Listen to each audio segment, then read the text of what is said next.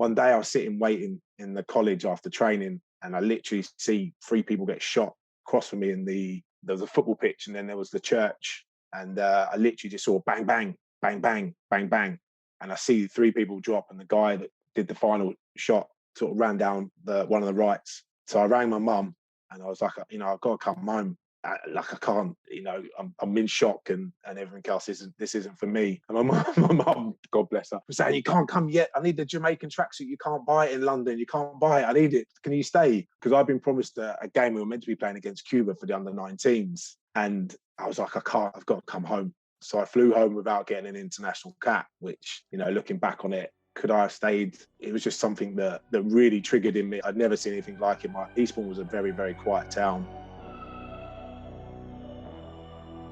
From Coordinate Sports, it's The Drive Phase, a show about sports founders, leaders and experts and the stories behind their business journeys.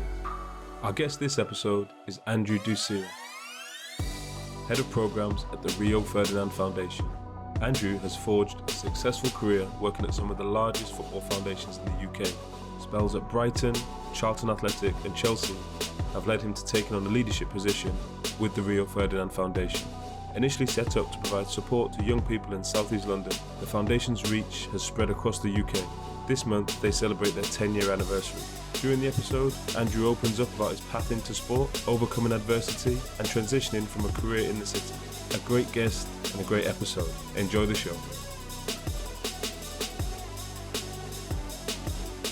Okay, really excited to have Andrew DuCille with us today. He's Head of Programs at the Rio Ferdinand Foundation. At the foundation, they use the power of diversity inclusion, and they support and empower young people from working class communities all over the UK. So you're really looking forward to getting into that and hearing about how they use sport, arts, media, education in their programs. So yeah, looking forward to it. And thanks for joining us today, Andrew. Yeah, thanks for having me. Really looking forward to this, actually, yeah. Fantastic. So yeah, we're just talking off camera, off recording then about talking football, where we get back on the pitch and stuff. But in terms of your really interesting story from your background, things you're saying you don't normally talk about. So, I mean, what we do if we take you all the way back, though, to primary school first, before we get into the other stuff. What was that like? So you come up in Sussex and born and bred in Sussex, Eastbourne? Yeah, Eastbourne, yeah. So my mum basically lived in London and did her nursing training and ended up doing her nursing training in Eastbourne. So, yeah, it was sort of different, but really good upbringing by the sea. My mum made sure, like, I started in a state school, ended up in a Catholic school. Like, she wanted that discipline, single parent, and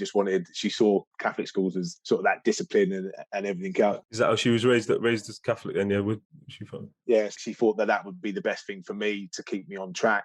So I think when I was 7, I switched schools and went to St Thomas of Becket school, and then for my senior school, I used to travel sort of an hour every day to go to a Catholic school in Bexhill, which was fantastic for me in terms of they just made allowances for me. Like, the headmaster, he would say, like, you're good in class, you're good at sport, you just can't behave yourself. Like, what's wrong, sort of thing.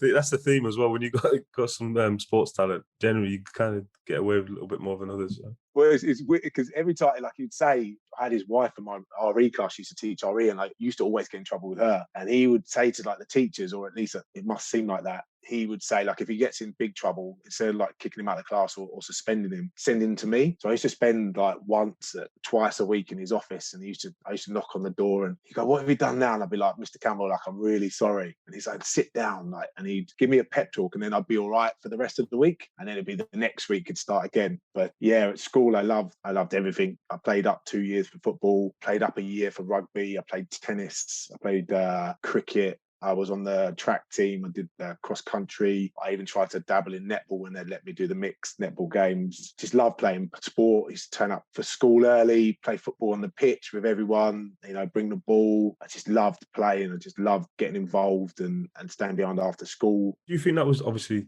natural talent and interest and stuff, or do you think it was more maybe teachers? Do you think you recognition through sport, or was someone driving you at that age and in secondary school and stuff?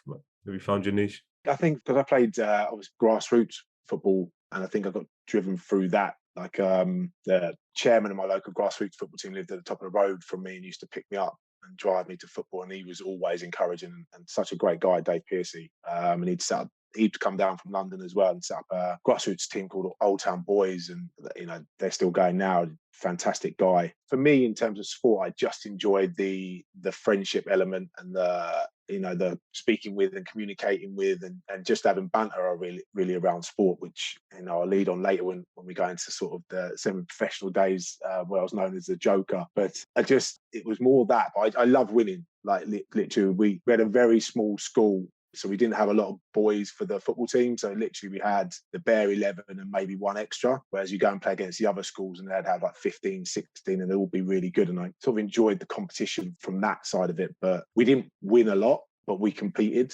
So it was literally a case of, spending time and getting to go out of school and play against different teams and get to know other people. And again, I ended up travelling to Hastings to play football from under 14s upwards. And I went to play for a team called Stamco. And again, just travelling to play sport and meet new people and have different experiences. Yeah, I mean, I know you mentioned obviously your mum there was keen on the kind of Catholic school and the education side. Was she keen on driving you into sporty family setup, was it? My mum was sort of, she always tells me because she stuck a javelin for her toe. She's got like a scar on her feet. So she was like London champion for shot put and javelin. But in terms of taking me to sport, she just didn't have the time. She single parent nurse, used to work 6 nights a week. And that's why, literally everyone else's dad used to drive me to football and pick me up and take me places. My mum didn't actually watch me play a game, I don't think, until I was like 18, just because she just literally used to sleep during the day and then do night shifts. Probably the same with my sister. My sister played for rugby, football, and it was the same for her. She didn't really watch my sister till she was 16. Which it is what it is. She used to come and watch us do sports day. She always turned up for sports day. Used to say, if you win the 400 meters, you get a new pair of trainers. And I used to trip people at the line or make sure that the best people weren't running just to make sure I'd win by like 50 meters. But no, I like that. It's interesting because obviously, like with your mum being so busy, etc. Is it that type of got that interest in sports? So it's a positive avenue, right? There's a lot of kids where parents are working so hard that they potentially get into the wrong thing or be moving around with the wrong people. So having that kind of sporting element and that passion for sport helps you kind of have a positive outlet, if you know what I mean, use your time with sport rather than anything else. Yeah, and I think in terms of like role models and people like I looked up to and spoke with, it was always my football coach or my people that were around sport. And it kept me, again, as you said, out of trouble because I'd stay in on a Friday night when I got a little bit older because I had football on Saturday. I'd stay in on a Saturday night because I had football on the Sunday. And that, my friends are running around doing what they were doing. Don't get me wrong, I was still involved in some capacity, but it kept me out of like maybe getting in trouble with the police or stuff like that because I had sort of a dedication to playing football and I really respected playing. And that's why I didn't go out. Yeah, definitely. I mean, a lot of strong male role models with all the sporting activities. I know I'll probably touch on one shortly. I mean, from secondary school, so you've gone into college from there. Was it so you've gone to Brighton, right, for college? Yeah. No, yeah. So after just before I got my GCSE results, I went over to Jamaica for 5.5 weeks to visit my family. And while I was there, I had a fantastic time, amazing 5 weeks, just literally living life as a 16-year-old. My cousin was I think he was like the vice president of the Olympic boxing team, and he sort of saw me playing football, and he just said like, why don't you come back out here and play for the national team? I can sort that out and get you in. Why don't you come out here and come to college? So I flew home, packed my bag, and then flew back out and went to St. George's College in Kingston, same college as John Barnes went to. And it was just fantastic training every day. Again, new arena, new people, loved it really. And you weren't sponsored. It wasn't like a scholarship, but you had to pay for your education. They paid for it. And then you got like a team lunch. Everyone sat down, ate team lunch together, and then you train in the afternoons. But it was downtown Kingston. So did you get international cap then at that time? Was it a junior age group or under 21s or? So it was downtown Kingston. It was a day, like my cousin worked for a security firm called Brinks, and he used to say to me, come and meet me after work. He'd say, but you can't go down either the first right or the second right because there's a chance you might get killed. And I was like, I'm 16. Like, what are you talking about? He's like, literally, it's dangerous down here. It's really bad. I didn't pay any attention, but I always counted and made sure I went down the third right. So I never found out what was down the first or second right. But one day I was sitting waiting in the college after training, and I literally see 3 people get shot across from me there was a football pitch, and then there was the church, and I literally just saw bang, bang, bang, bang, bang, bang. And I see 3 people drop, and the guy that did the final shot sort of ran down one of the rights. So I rang my mum, and I was like, I've got to come home. Like, I can't I'm in shock and everything else. This isn't for me. And my mum, God bless her, was saying, you can't come yet. I need the Jamaican tracksuit. You can't buy it in London. You can't buy it. I need it. Can you stay? Because I've been promised a game we were meant to be playing against Cuba for the under-19s. And I was like, I can't, I've got to come home. So I flew home without getting an international cap, which, looking back on it, could I have stayed? I don't know. It was just something that really triggered in me. I'd never seen anything like it. Eastbourne was a very, very quiet town. Yeah, culture shock, right? Yeah, massively. So yeah, I came home and I went to college in Eastbourne for 2 years. And as I was talking about before, how did that affect you though? I don't know. Obviously, it's traumatic. I guess I don't know how close you were to the scene, etc. But it's got to have some type of trauma attached to it, right? It was 16, 17 year old. Well, again, as you sort of go through the role I'm in now and you do the training, and I think Jason mentioned about that, the ACEs and the traumatic experiences that you have, at the time, probably I didn't think it did. But when I look back on it, it probably did affect me. But I came back and sort of settled back into college. I mean, we had a guard on the gate who walked across the field. I still remember him now with a machine gun. Like he was on the gate every day of the week, making sure that people didn't come through the gate. Like he would open the gate with a machine gun. And that was normal life every day. And most of the boys in the football team had weapons in their bags and stuff like that. But that was just, they weren't doing anything to me. So it wasn't really anything that fazed me. But seeing people get shot and realizing that happens, yeah, it must have. But at the time, I didn't really think about it. So you come back into was it college in Brighton, right? I come back to Eastbourne, my local college. And on the last, as I mentioned earlier, again, played for a team called Stamco, men's football. And we had ex-pros, we had Steve Gattin, Gary Chivers, Jimmy Gilligan. It was good, playing with team, yeah. Quite a bit of money. I was only 17 and playing with these ex-professionals. It was good. Again, banter, literally just being around it and sitting in the corner just listening to it. It was fantastic. But yeah, on the last day of college, before I took my exams at Eastbourne, before I took my A-levels, I got in a fight in the pub and ended up being charged with 2 counts of ABH. Yeah, and I'd never been in trouble before. And it was literally a case of, I'd been predicted 3 Bs. I'd been to see, I was going to Leeds or Nottingham and I'd been given an offer. And it just completely shook my world to the point where instead of getting 3 Bs, I had to sit my exams by myself. I was an outcast from the college. They excluded me. I wasn't allowed to go back to college in Eastbourne. I ended up with 2 Fs and a U. So, my place was taken away from me. I was going to say, that's probably, obviously, it's a big deal in any college at any age. But I guess with that being quite a small area, tight-knit, probably everyone associated you with the college, right? So they probably wanted to distance themselves, right, at that point. It literally was a case of, I need to leave the town. And that I couldn't go to college in Eastbourne and I needed to go to college to get better grades. So I ended up interviewing at a college called Basvic in Brighton. And I did the interview with the principal. And I was thinking, I'm not getting in. I had 2 interviews on 2 separate days. And as I walked out, my Sussex football coach, Alan, saw me walking past. And he went, "What are you doing here?" And I said, and I explained the story to him. He sat me down and he thought, again, it goes back to that role model. He just sat me down with a cup of tea and just said, "Look, mate, sorry to hear this, but don't worry, I've got you." He goes, "Wait here. I'll go and confirm that he said, "You can start tomorrow." He goes, "I'll go and confirm it now." And he literally went and spoke to the principal and got me the paperwork. And I started the next day at college. And literally, he looked after me for the year because I had the court case hanging over me for the whole academic year. So literally, I was looking at jail time. Every time I went to see my solicitor, they said minimum 18 months. It was quite a bad assault. So he would just pep me up. He would have a conversation with me, what's happening with the court case. Even my mum sort of distanced herself from me. So I didn't really have anyone to speak to about it and have that support. So he sort of got me through and he wrote me a note, which probably stopped me from going to jail, if I'm being honest. So this is like a real sliding doors moment for you, I guess. If you haven't bumped into him in the college at that point.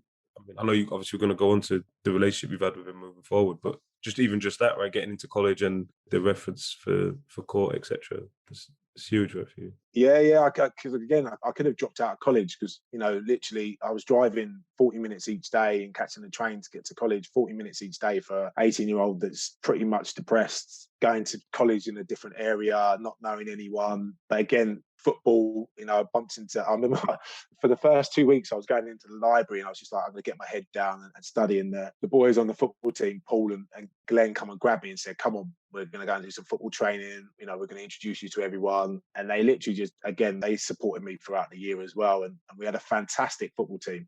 absolutely fantastic football team who not only went on to do fantastic things in football. Paul Ifield, I played up front with when I played for Millwall, Palace, Sheffield United in the Prem. Paul Rogers went over to the US and was the US assistant coach on the women's team, Canadian team, goalkeeping coach for the Houston Dynamos now. Not only that, they've also gone on to really successful careers. Andy Welsh, the CEO at London Games. Like, we had an amazing football team on the pitch, but amazing, fantastic characters as well. Sounds like the right mindset to be in. Like, everyone's in the same. Yeah. It was fantastic. We were Sussex champions that year, and I had a great year. And sort of it ended, and then obviously I had the court case, and I ended up getting a conditional discharge, which was probably the least I could get in Crown Court, which they saw that I didn't have any previous convictions and everything else. So it worked out, and I ended up progressing and going on to university at Brighton. I guess it's something we don't really. I know you said it's something you might not talk about a lot, but I guess at that point, that must have been a huge weight off your shoulders when that verdict was coming in. Yeah, massive. Again, my mum sort of distanced herself. I went to court on the day by myself. I didn't want anyone coming with me just in case I went to prison. So I was stood in there and listening to them give the verdict. I sort of walked out. And I went home. I don't know what my mum was thinking. I've never really spoken with her about it. But obviously, I've walked through the front door and said, "What I got." She cuddled me, and that was all I needed, really. And I thought, that set the path to then progress on and sort of stay out of trouble and stay on sort of the right path. Could have gone horribly wrong. Yeah, for sure. I mean, so thankfully it didn't, and then you managed to move on to. So you went to university right after that. So that's kind of straight after, or you had a little summer break or.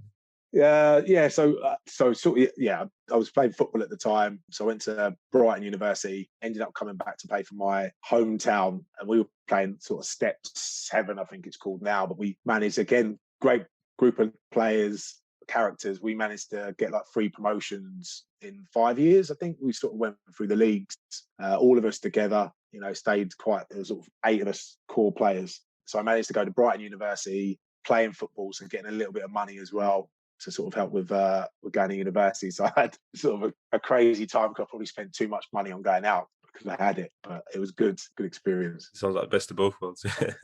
Yeah. Cool. So obviously finished up at uni. I know it's kind of sports studies and stuff you were doing at uni. And then I guess what was your journey into your first role? I know, like, did you go straight? Do you work in? We'll get into it. You worked at a lot of the big football foundations. Was it straight into football foundations from there? No, so I went to. So our goalkeeper at Eastbourne was Dean, and he worked for Lloyd's TSB, and he said, "Why don't you come and work for me in the collections department?" So I did some inbound calls for about 6 months, but again, like, just almost by fate. And I always thank my lucky stars. I went to watch a Brighton game, and as I was coming out of the game, I bumped into Alan Sanders again, and he said, "I've got a college student." He was now CEO of the Albion in the community, or joint CEO, and he said, "I've got a role coming up as a study centre manager, and we're doing it at Satellites. We're doing it at non-league football clubs, and we're using their bar areas and putting computers in, and we're doing English, maths. Why don't you apply?" And I said, "Yeah, that'd be fantastic." So I applied, and the first interview was at my football club, was at Eastbourne Borough. So I've walked in. I know all the club. I've been there 6 years. Alan's told me to interview. I know the other people who are interviewing. I get on really well with them. So I've turned up thinking I've got the job. I've turned up in my slippers. I've got my cigar, and I'm answering the questions. And I'm thinking it's going really well. I'm thinking, yeah, we're having banter. And then I've walked out, shook their hands, and I sort of rang Alan the next day, and I said, when do I start? When do I start? And he's gone, "It's the worst interview I've ever seen in my life." He goes, "You've got no chance. You've got no chance." He said, "I can't give you the job. You were terrible." And I was like, "What?" Oh, and again, a life lesson. Like, ever since then, preparation for interviews and understand the process. So I went away. He said I had a job. He's got another job for the same type of work, but in Bognor Regis. So I ended up traveling for like an hour and a half every day. And every time I did the journey, I just remembered the fact that I could have had the easy job in my hometown. Around the corner. So I ended up working for Albion in the community. I was there for like 6 years, delivering computing education and English and maths level 1 and level 2, trying to get people back into work. Again, a fantastic opportunity. And we worked across 5 different clubs. So it was quite a good, tight team. We worked really closely. Yeah, it was fantastic. And just get a glimpse of what the club can do in the community in terms of the reach and the power of the brand. And we had the club captain, Charlie Oatway. He was dyslexic and he'd just written a book about his experiences. And he would literally come to all the launches, come and meet the participants. Still good friends with Charlie now. He's a fantastic, fantastic guy. And he really helped the study centres at the time. It's quite a new model, right? I know obviously now study centres and the linking with the foundations, etc., is huge, right? Massive education programs. It's just early stages of that. Yeah. So this is like 2004. Yeah, 2004. Like this is I guess no other clubs are really doing it. Like Brighton was first on the map for doing this type of work and getting funding in and doing community work. You know, most clubs have been around, but yeah, they were one of the first clubs to start doing community work and building that up. And sort of Alan was driving that with his education background, and he's doing it again at Charlton and now again at Russell Martin. Following that, like I said, 6 years at there, you moved back up to London. You went back up to London, right, at that point? Yeah, pretty much. I went did some BTEC for Brighton in Hastings. So I taught in a college, but only for a short period. Did an application for a program called Well London, which was for the London Health Commission. And again, in terms of revolution, like literally it was 7 strategic partners, like massive partners, Groundworks, Central YMCA, the London Health Commission. Okay, so this is across boroughs, right? It's all over London, right? Obviously. Yeah, 20 boroughs, working in the 20 most deprived boroughs in London, and working in small pockets of deprivation as opposed to the whole borough. So we would have one estate or one little small area. And I led on the physical engagement in 7 boroughs, which later increased to 10. So I would set up programs, work with the community to see what they wanted, and then look to find organisations that would deliver on the ground, and then just basically support them to deliver and engage in the local community. Well, and because I'm really interested in a lot of sports people, and I know competitive in football, high level playing at a really good standard. How do you kind of use that kind of the skills that you learn in there into your current role? Because I know the fire service comes in at some point as well. I know that's in there somewhere. But well, fire service, yes, I don't sort of mention that, but yeah, fire service was just before I came to London. So I got into the fire service, like out of like 3,000 applicants. It's tough to get in though. It's not like, was it like, it's always like thousands of applicants for the jobs, right? Yeah, 3,000 and only 2 people got picked. They're probably on this, if they listen to this podcast, they're probably going to be chasing me down. But basically we were training in Plymouth. So we used to drive down every weekend, and I literally did 4 or 5 weeks. And I realised I literally couldn't climb ladders. Every day I'd go back into my room and I'd be crying, and they'd be like, "What's wrong?" I said, "Literally, I'm holding it together, just getting up the ladder." Was that because of heights or what, or just because of the? Yeah. Just climbing off with the 2 points of contact and climbing up like 3 stories high, looking down, and the instructors. And I remember saying to him, like, "I can't go back down." He's going, "You can." And I was like, I literally can't wear the stairs, to the point where it's just said to him in the end, I said, "I can't do it. I don't really want to get all the way through and not be able to do this on a call." So yeah, I had to drop out, and I didn't complete it. And then I came up to London. Sorry to bring that one up then. No, I'm all good with it. Like, everyone still laughs about it back home. You know, they'll dig me up and like, "Oh, here comes fireman." So are you climbing ladders now then? Can you go ladders now? I can't go across bridges. I literally been stuck. I'll walk across a bridge. These 2 old ladies once in the Helsham Bridge literally caught me. I was in the middle holding onto the side and I couldn't move. Like, I frozen, my legs are frozen. And these 2 little old ladies, they thought you were going to do something to yourself. Huh? No. They just went, "What's wrong?" And I said, "I'm stuck. I can't move." And they held my arms and walked me back across the bridge. And I struggle. Like, even driving across bridges, I have to hold my breath and like breathe. Just get it done. Yeah. Like, it's got worse than when I was in the fire service. Sorry, so let's fly back to London. I just wanted to ask you a question. I know you had a bit of time out of the kind of the sport and the development arena, and worked in the city, right? And that was in recruitment. And that's a couple of people on recruitment. And I guess it takes a certain type of person to do recruitment and do it successfully for a long period of time. And how did that, what was the kind of the journey on that? Did you enjoy doing recruitment side of things? Or? Yeah. Again, like, it's that. It's hyper competitive, right? Especially in London. Yeah. Literally, it's a case of every month everyone's chasing it down. But again, it's quite team orientated. Like, everyone's trying to help each other out and push each other to get the targets so that you can get the bonuses. And then you got the team nights out, especially when we're in the city. Like, it was fantastic. Work with some massive companies like Intel, Texas Instruments, NXP. Like, going into the chief execs and the vice. It's in terms of that, especially working in community, knowing how to engage with people at the top level and knowing how to speak with them and secure the funding and all that type of stuff you yeah, need to yeah, do yeah, now. yeah. It's been invaluable, a real brilliant experience around driving for targets. Because in the city, if you don't hit your targets, you don't get money. You just get your basic. So it works really well in community. You have to hit your targets, obviously, to get funding, but it's not as ruthless. You're not going to lose out on money, but it's sort of having that experience sort of drives you and keeps you going, as well as obviously trying to make sure that you hit your targets because it's good for the community and everything else. But I guess what was the reason? 'Cause you went back from there into community, back into the community. So was that a specific reason, or just an opportunity? And obviously, that type of environment is really fast paced, and like people get burnt out or whatever, and think I need to slow it down a little bit, etc. What? no, it was more. My twins were born 2.5 months premature.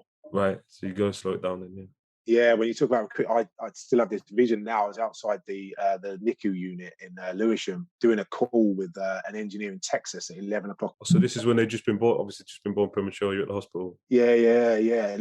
11 o'clock at night, and I was like, I can't do this properly without putting in the hours, and I need to be here. Like my wife was going back and forth, and I was dropping her, and I just like I can't commit to doing these long hours with the kids and not knowing how they're getting on and everything else. And as I said, they were in there for 2.5 months. So again, spoke with Alan, and he let me do some part-time work at Charlton as a BTEC tutor, which then progressed into a full-time role as a alternative education manager in a school, working with children who are at risk of being excluded. So again, jump back into Charlton, and really appreciative again for Alan being aware of my skill set and giving me an opportunity to help out. Yeah, I guess one of the biggest foundations, if they are at the moment, where then I suppose doing a lot of new things.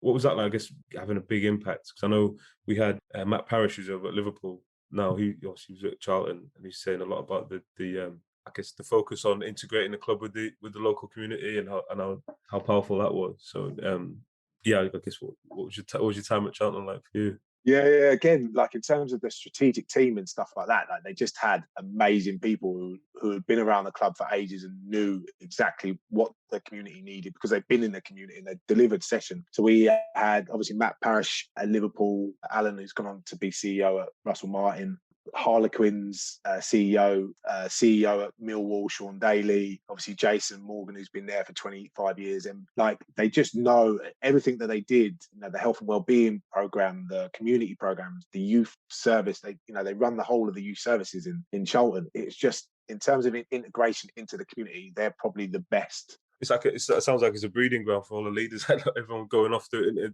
and building from there in other organisations. Because they put, like, you can just tell, like, they just know what they're talking about. Mark Leckie at Harlequins just developed an app which measures social value. Like, literally, like the intelligence within the strategic team was next level. And every time you're around them, you're inspired by them and you want to do well. And, when you do the community team meetings and stuff like that, some of the stuff that they touch on, you just be like, yes, we're going to be doing this. And really excited to be a part of it. Can you help out? And that's probably the best. Chelsea are the biggest in terms of funding. Yeah, sorry, I know you went on to Chelsea after, yeah. So, but Charlton are the best everyone's going to have their own opinion, but Charlton out of the three in terms of community and what they do and their impact in the community and that sustained impact as well, because they've had the youth services, the health and wellbeing program's massive, and their education program, it was different class. So I guess that's going to go up and down with performance of the club as well, right? So they managed to sustain it with various levels of funding or opportunities, Premier League, not Premier League, etc. I guess Matt would have touched on that. As a Premier League club, you get Premier League funding, so you get additional money. So as you said, they're not even a Premier League club, and they're still generating that type of income to do their community programs. It's just unbelievable. I think they're the model that probably everyone tries to aspire to, especially if you're not in the Premier League, in order to generate funding. And the relationship, obviously, they've got the relationship with Greenwich University, Greenwich Youth Services, and they use the club really well. There's so many different programs.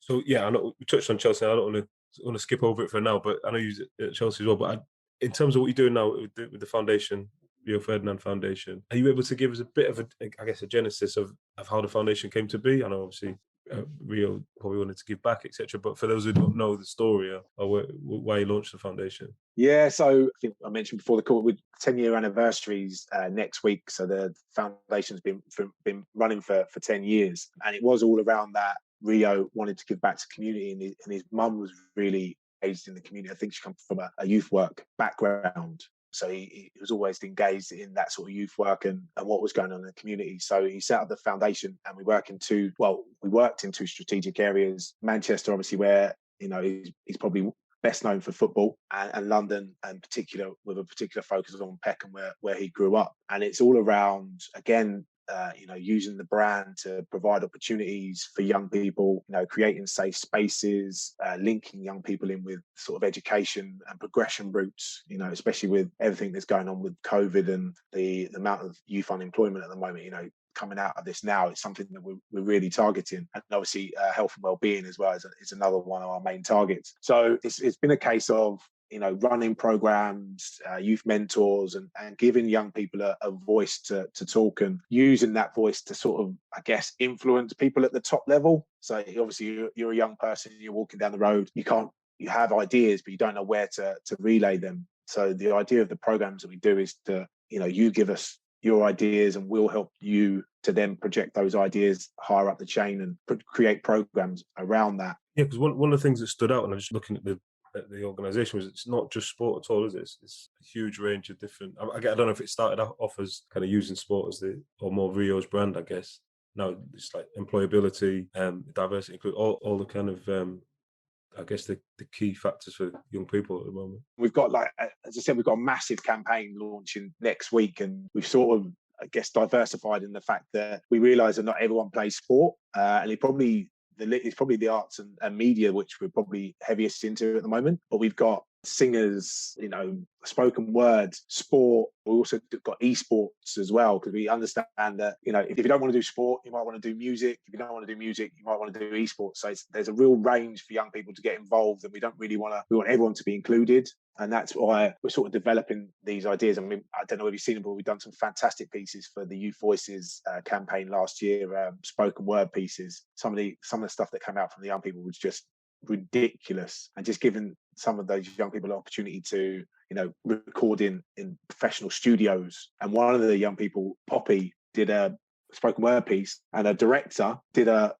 from Sky did a video, like a movie to the music, to the spoken word piece, which is next level. And where do you get those opportunities to do that? So that's what sort of the foundation is about, is opportunities and helping young people to have that voice to. For sure. I mean, we'll definitely link that into the show notes so you can see that movie if anyone wants to watch it. Well, one thing I did notice was the Worth My Wellbeing, the campaign that's running at the moment. It's a massive topic at the moment, wellbeing, health, mental health, just because of lockdown and young people's opportunities for young people are really taking a hit at the moment.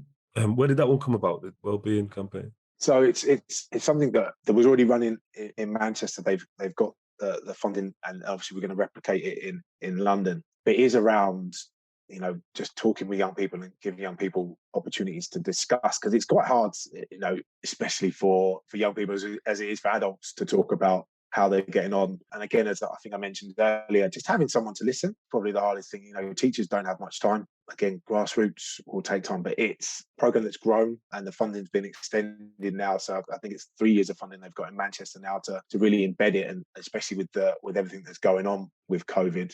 We've all taken our mental health first aid training. So, hopefully we've got some skills around being able to discuss with young people what's been happening during the lockdown. As I said, I was busting to get out the door to go and play football just because I want to get out of the house. People have been stuck in their houses, and the expectations are not as positive as they were before. So yeah, the program's built around just helping young people to discuss and find tools to work with their world and help it become positive, especially from where they are at the moment.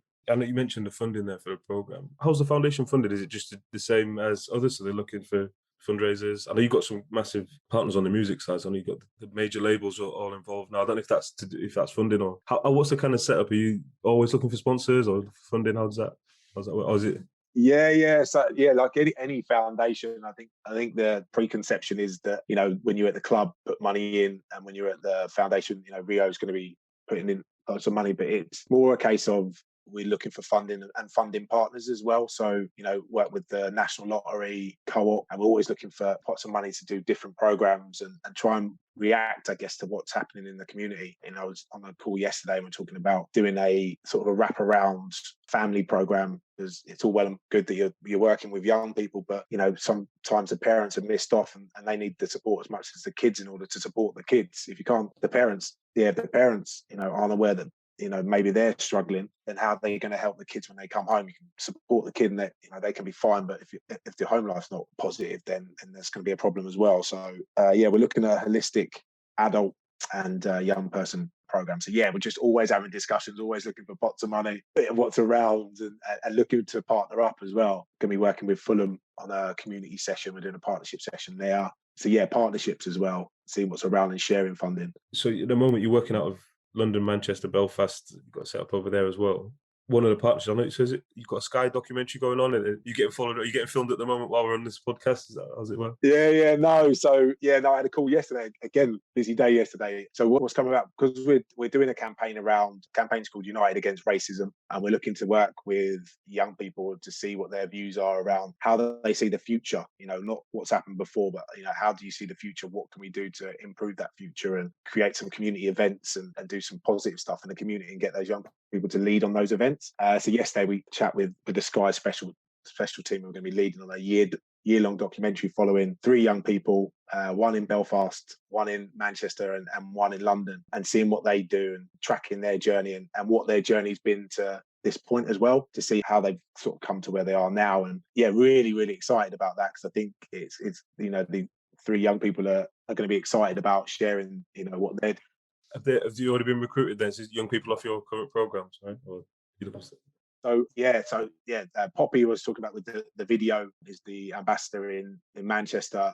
Leo's going to be the ambassador in Belfast. He had a YT professional contract and got a bad injury and had to stop, coming back from that. And Tyra, who I used to work with when I was at Chelsea, is our London ambassador. Absolutely fantastic example of just being a nice person and being engaged. So really looking forward to what they've got to offer and how they engage in the community and the other young people that can be involved as well in the programme. Well, touch on Chelsea again there. In terms of, I know obviously Rio's, the foundation now is I'm assuming a lot smaller than when you were at Chelsea or Charlton. What's the difference between the two, obviously, in terms of day-to-day challenges you're facing compared to something you might not face at some of the larger ones? Yeah, so I guess in terms of, obviously, with Rio being smaller, it's just easier access to Gary, who's the CEO. So in terms of ideas and being able to, like, say a young person says they want to do this, they come to me, I go straight to Gary. Be a bit more nimble, kind of, Yeah. Just more quicker and more agile and a little bit more around. Whereas with a Chelsea, you've got to go through probably 3 different rungs of leadership through the club and everything else, and it can take a little bit longer a process. You'll get there in the end, but the process is probably just a bit longer, and obviously there's more people. So it's nice to just be able to have Zoom calls with everyone on the team and be able to talk about everything that you're doing. So you've got an awareness of everything. So is there any drawbacks of it being smaller? Not that I've noticed so far, but obviously we've been in lockdown for most of my, because I obviously started in September. But Chelsea, in terms of events and stuff like that, we had quite a large team in terms of sessional coaches or full-time coaches who could jump into events. Here, we'll probably have to partner up with other organisations, but I don't see that as a negative. That's probably quite a good thing to have that community partnership. Yeah. So no, I can't see at the moment what the drawbacks would be, and I think that the advantage of having that openness and being able to speak with people directly and very easily is a massive positive. So one thing I always ask is kind of, have you developed, like, got a really diverse kind of background, all different organisations you've worked with, from the city to the larger foundations? Is there any kind of philosophies that you've taken from that in terms of how you operate now in the sector? For me, in terms of the engagement and everything else, I think sport is really simple, and I think the engagement side is really simple. And I think sometimes we complicate how we engage. And I was speaking about this the other day. I think, like, if I was to go and hire a football pitch right now, put balls, cones and bibs down on it and going down the road and put a sign saying go and play, on a Saturday, you'd have 120, 150 people there. They'd not know each other, and they'd just turn up and just start playing. They'd play one by one with each other, then they'd build a game. And I think sometimes that gets overcomplicated. And going from organisation to organisation, everyone has different views on what to do. And I found that you really do need to simplify it. Talk with young people, talk with the community, talk with people who work in the area, build those relationships and have strong relationships. I don't know if anyone else has mentioned it, but sport and foundations and communities can be quite competitive and can be quite combative. Like, people will argue over areas and stuff like that. And it's all about building those relationships and coming to a common goal. That I found that quite a lot. Yeah, well, I guess that's the nature of the beast. Everyone's football clubs and everyone's competitive people, sports people. So, but it's a charity, so it's a case of we're working for the greater good. But yeah, I've got some crazy stories about people setting up sessions and people texting me and going, "I'm gonna have a conversation with him. I'm gonna grab him. And it's just a case of communication. And I think that needs to just be set up a little bit better. And it's something that I try to do with steering groups and little steering groups and making healthy relationships with people that work in the area and just having conversations with them, checking in every month or every bi-month just to see what's going on and where we can help. And sometimes it's about helping. It's interesting, that example you gave, just putting all the equipment down and said, just go and play on them. I guess, yeah, you said they'd come organise, play a game. They'd probably as well at the end of it, they'd organise to come back next week, right? So it's almost like there's something to be said around that, giving people the resources to just get on with it themselves is sustainable, yeah. Yeah, literally. It is as simple as that. I think it's more around the fact that there's not as many safe spaces in London. That's what I was going to ask you. Do you think we lost that now then from back in the day?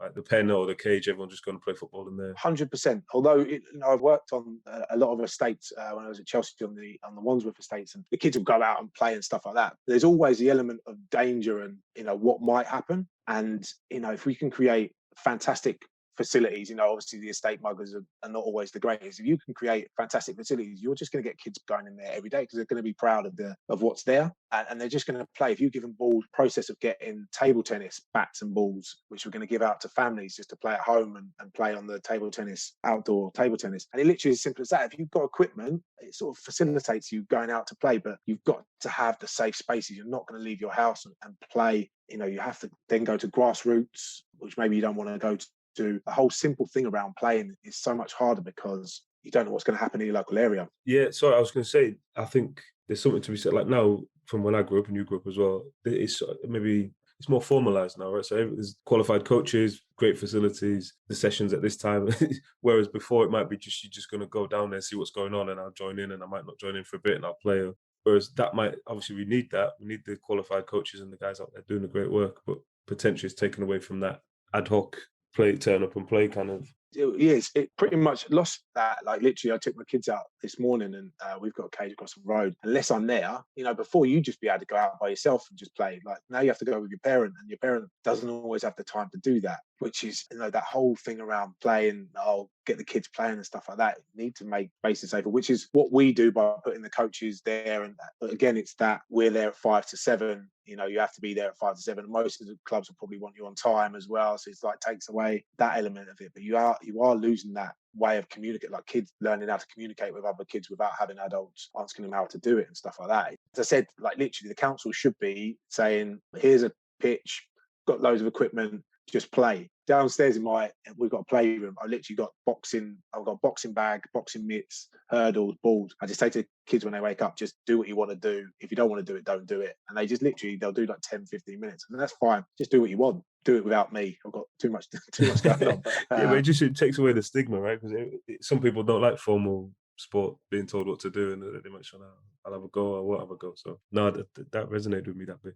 Right, so in terms of yourself, I know you talked about football, but something I always ask is around kind of daily routines, things like that. Do you have anything where you're up at 5 a.m. meditating, visualizing the day, all that stuff? Do you do all that? I've got 3 kids.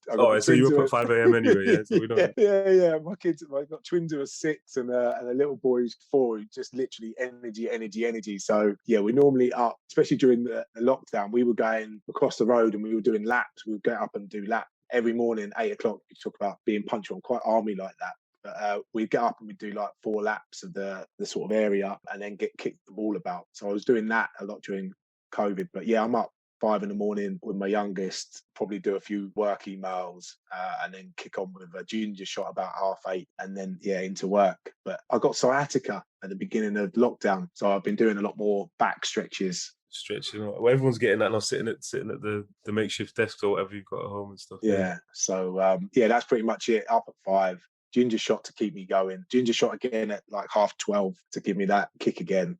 So is the ginger shot in replacement for coffee then, or is that as well as? No, the coffee sends me crazy. So it's a good tip though. I drink too much coffee, so it's a good tip. I'll try the ginger shot instead. It's good. It's so good. Yeah, we've been doing it for about the last 2 or 3 weeks, and we've noticed a massive difference just in not having to do anything else to sort of eat sweets. Just to keep going. Yeah, just a shot. It's really, really good.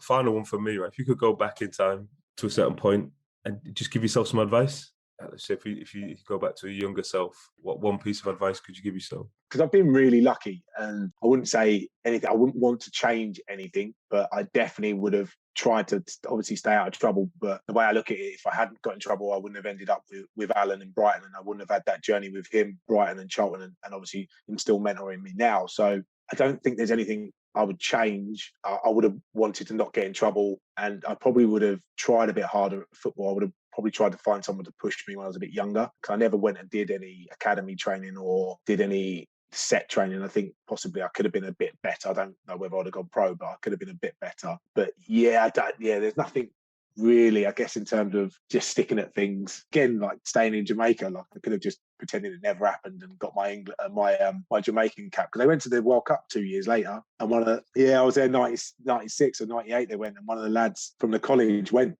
He was in the squad, and he was the same age as me, so you never know. But there's nothing apart from stay out of trouble. But that's the journey that as long as you sort of fire back from that and build from that, then all's good. Yeah, definitely. Andrew, thanks so much for your time. I know before we go, we're going to link it all in, but like huge celebrations for the foundation going on throughout April. I know you've got the 10th anniversary, the 5th of April.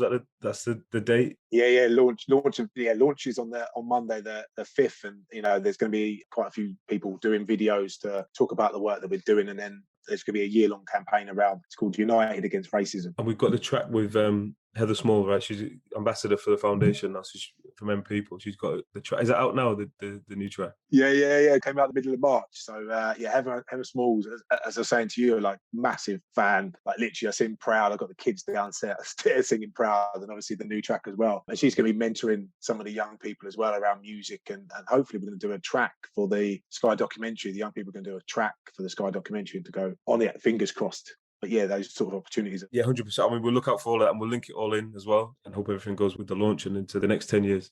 Yeah. Fingers crossed everything goes well. And just looking forward to getting back out into the community. We have our first sort of football session back this Friday with the young people over in Brixton. So just looking forward to saying hello, how you getting on? Because the WhatsApp group, like you put messages in there, you don't get anything back. It's hard. It's hard work trying to get messages from young people and trying to get them to feedback what's going on. It's all about that connection, right? Face-to-face connection. Yeah. So looking forward to it on Friday. Brilliant. Thanks so much, Andrew. Thank you for listening to this week's show. You can subscribe anywhere you get your podcasts. If you'd like to get in touch with us, you can write to us at dryphase.podcast@coordinate.cloud, tweet us at coordinatesport, or follow us on Instagram at coordinate_sports, or on my account at James_Ventures. This episode was produced by Nancy Kwamboka, with support from Claire Goodchild and Lola Small, with special thanks to Rochelle. I'm James Moore, and you've been listening to The Drive Phase from Coordinate Sport.